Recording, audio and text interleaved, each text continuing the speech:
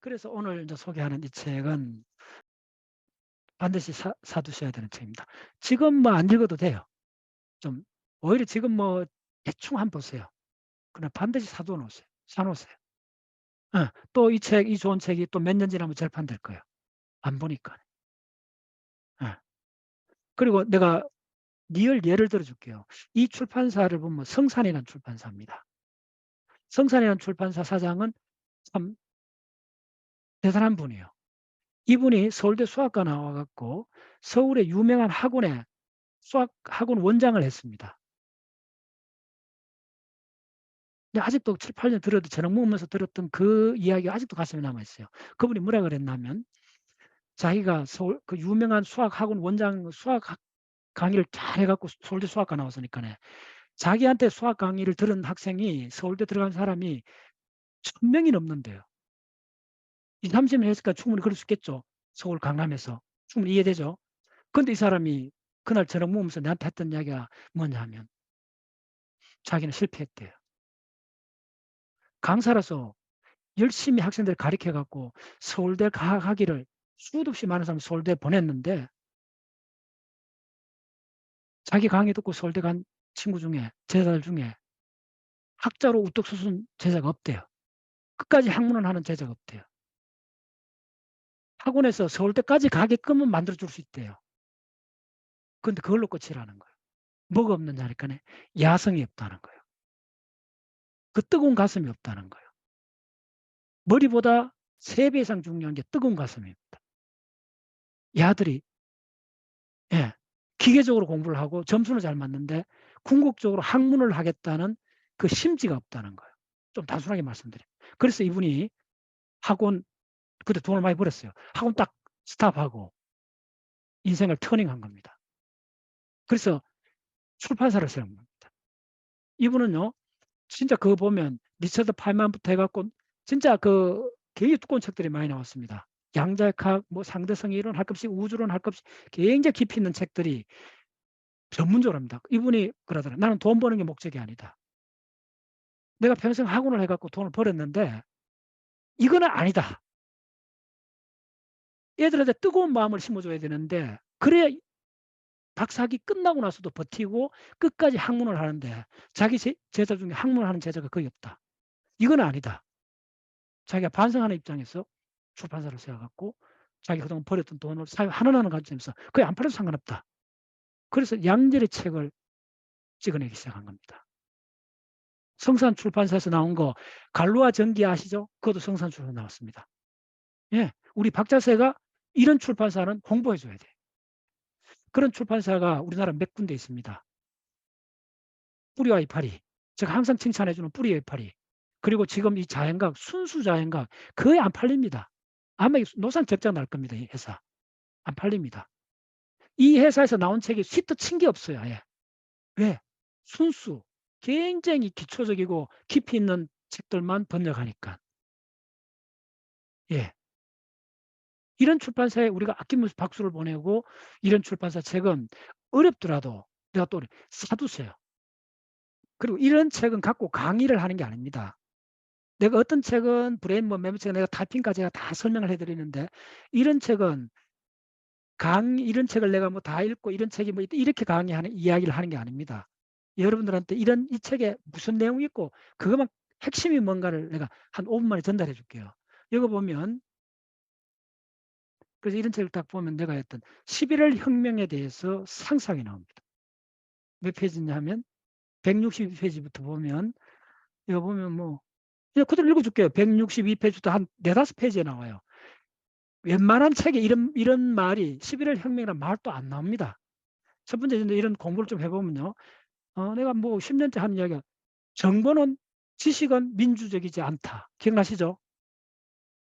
예. 공부에 있어서는 저는 민주주의 되게 싫어합니다. 민주주의가 없어요, 공부에는. 얼마나 없느냐인데 설명해 드릴게요. 그래서 여러분들이 먼저 공부한 사람을 만나야 돼요. 그 왜 이 책을 추천하느냐 하면 다 이야기했죠. 어 11월 혁명이 이 책에 4-5 페이지에 걸려 설명이 되어 있습니다. 그걸 왜 혁명이라까지 부르는가는 다른 어떤 책에도 안 나옵니다. 그거 하나만 봐도 이 책을 살 만합니다. 두 번째는 뭐냐 하면 이 책에 다른 책에 뭐 이렇게 교과서 내놓고는 거의 설명이 안 되는데 이 책에 보면 그 공변 미분 함수 라그랑지안 다 했죠. 뒤에 설명드린 라그랑지안 했을 때 그 공변 미분 함수가 그 많은 그 상세하는 텀을 갖고 들어간다. 그 다 들고 간다. 그거를 물리적으로 이렇게 많은 이야기를 들어갑니다. 어렵습니다. 그거는 그게 굉장히 고급 이론이 이 뒤에 그 이야기가 나옵니다. 그래서 그 두 개만 여러분 체크하시면 이 책은 충분합니다. 예. 그리고 그 뒷 배경, 예. 브레이 겔만이 좀 하나만 더 보여줄게요. 뭐 여러분들 그 우리 박자세 강의가 자 이 책에 276페이지 보면 지난 일요일 했던 도표가 나오잖아요. 보입니까? 예, 코 모델 나오죠. 8정도. 예, 이렇게 큼직하게 나오잖아요. 그럼 여러분들 이거 일단 알잖아요. 일단 아니까네 이 책 그냥 읽을 수가 있는 겁니다. 강의를 들으면. 그러면 이런 거 어떻게 아, 우리 박자세 하는 그 이론이 이쪽에서 그냥 메인이구나. 그것만 확인하시면 돼요. 오케이? 이렇게 한가운데 굵직하게 놓잖아요. 설명할 필요도 없다. 됐죠? 예. 자, 그렇게 돼 있어요. 그다음에 많은 테이블도 있습니다. 이거 당연히 이거 다 체크하시고 다 보셔야 돼요. 그리고 이 분야는 입장하면 한 3년쯤 하면 용어가 조금 익숙해져요. 근데 그 의미가 쭉 올라올라 하면 한 10년쯤 이렇게 하셔야 돼요. 그런데 어떤 식으로 올라오는가를 말씀드릴게요. 제가 한 10년쯤 해봤는데 어떻게 올라오느냐 하면 그 원래 수학 그 했잖아요. 그 그룹이라는 거, 집합이라는 게 진짜 어마어마한 거구나. 그래서 입자 물리학자들은 이 집합의 그걸 그대로 옮겨 갖고 쿼크 모델을 세웠구나. 그럼 다시 집합이라는 이게 수학사에서 어떤 식으로 인류가 나왔는가? 칸토르라는 사람이 무한을 봤다 그랬잖아요. 그래서 집합론이란 게 진짜 대단한 거구나. 다시 그걸 한번 보게 되는 거예요. 그다음에 또 한 가지는 뭐냐면 이게 이제 쿼크 모델 안에 들어가면 가장 그 핵심이 뭐냐면 이렇게 보셔야 돼요. 음, 참 묘해요. 그러니까 우리가 사는 이 거시 세계에는 회전이 있고 뭐 이렇게 육안으로 다 뭐 자이로스코프가 있고 뭐 다 돌아가니까 지구가 돌아가 다 이게 보이잖아요. 어느 정도까지. 근데 쿼크 모델 그 양성자 속의 쿼크 모델 이런 거는 순수한 수학적 공간입니다. 처음부터 이걸 이해하셔야 돼요.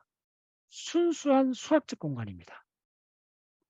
그런데 놀랍게도 그 순수한 수학적으로 만든 집합 이론에서 분류했던 그것이 나중에 실체화가 됩니다. 가속기를 통해서 그게 증명이 되는 겁니다. 먼저 아이디얼한 수학적 시스템이 먼저 출현했고 당연히 가속기가 초기 단계는 그만한 에너지를 만들 수 없었기 때문에 그게 검증 안 됐는데 먼저 이론이 나오고 그 이론을 뒤에 이제 입자들 가속기 레벨 먼저 보세요. 힉스 입자 질량이 저 뭡니까? 1960년도 후반 70년도 저 와인버그가 다 했잖아요. 근데 언제 발견합니까? 2012년에 발견하잖아요. 1970년에서 2012년 하면 한 40년 후잖아요. 이걸 정확히 이해하셔야 돼요. 그러면 인간의 추상적 사고가 40년 전에 그거가 그럴 거라고 추상적 사고가 그럴 거라고 만들어낸 거예요. 근데 40년 후에 어마어마한 돈을 들여갖고 가속기를 만들어가 증명을 해버린 거예요. 그게 도대체 무슨 말이에요? 한 발 물러서 보면. 인간의 추상적 사고가 바로 자연 그 자체라는 거예요. 어마어마하다는 거예요. 인간의 추상적 사고가. 그럼 추상적 사고는 있는 게 아니잖아요. 있다고 둔 겁니다. 오케이? 따라오셨나요? 이게 얼마나 놀라운 게임인가 하면 있다고 뒀는데 그 이론체가 너무나 이런 거예요. 그쪽 하는 사람들이 이렇게 틀릴 수 없다는 확신이 드는 거예요. 뭐냐면 20곡에나 만약에 우연히 3개, 4개가 겹치면 틀릴 수가 없잖아요. 2개가 우연히 겹쳐도 이거 신통하다, 놀랍다 하는데 3개, 4개, 5개 하면 확률적으로 기하급수적으로 이건 어려운 사건이잖아요. 그래서 입자물리학 사람들이 한번 생각해보세요. 가속기가 그 돈이 조 단위로 드는 돈이잖아요. 그러면 그거 실패해버리면 힉스 입자 찾는다고 어마어마하게 1테라 이상으로 가속기 14테라까지 올렸습니다. 그렇게 했을 때 그거 몇 년, 한 10년 걸쳐서 했잖아요. 그러면 여러분 거꾸로 생각해보세요. 유럽이 그렇게 잘 사는 데가 아니잖아요. 뭐 유럽 사는데 나라가 막 각자 돈을 각출해 갖고 이 실험실을 만들었는데 만약에 그 이론이 틀렸다면 한꺼번에 조다리 돈이 그냥 하늘에 날아가 버리잖아요. 이랬나요? 그런데도 왜 과학자들은 과감하게 1 년도 아니고 10년 동안 그걸 밀어붙여 갖고 할 수 있을까요? 요거가 사실은 과학을 보는 가장 중요한 포인트입니다. 그걸 과학자들은 그 이론을 세웠던 사람들은 어느 정도 진행이 되고 이론이 완결해져 가면서 어떤 느낌이 드느냐면 이거는 틀릴 수 없다는 확신에 도달하게 돼요. 예. 그리고 나중에 실험 가속기를 만들어 증명할 뿐입니다. 그 과정을 이 책을 보면 그래서 이런 책을 면밀히 보셔야 돼요. 보면 물리학자들이 어마어마한 예를 들면 지금 이제 K 중간자 붕괴에 대한 이야기 내가 오늘 다른 책도 봤는데 중간자 붕괴에 대한 그 실험이 22만 건을 분석을 해요. 그중에 500건 정도인가 다른 예가 나타나요. 그러니까 이런 분석은요. 미니멈 10만 건에서 100만 건 이상 분석을 합니다. 1년 그 CRN에 돌리면 그 데이터가 미 의회 도서관에 있는 책이 거의 뭐 170만 권인가 뭐 그 정도 오답니다. 그 정도 양의 데이터가 나와 버립니다. 그게 여러분 입자 물리학의 세계가 얼마나 어마어마하게 무시무시한 세계냐면요.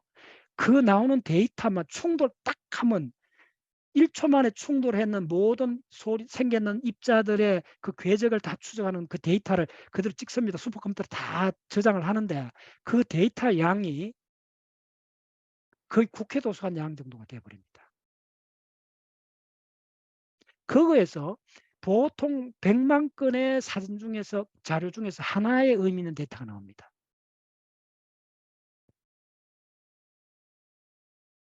그래서 자연의 비밀을 하나하나 밝혀내는 겁니다.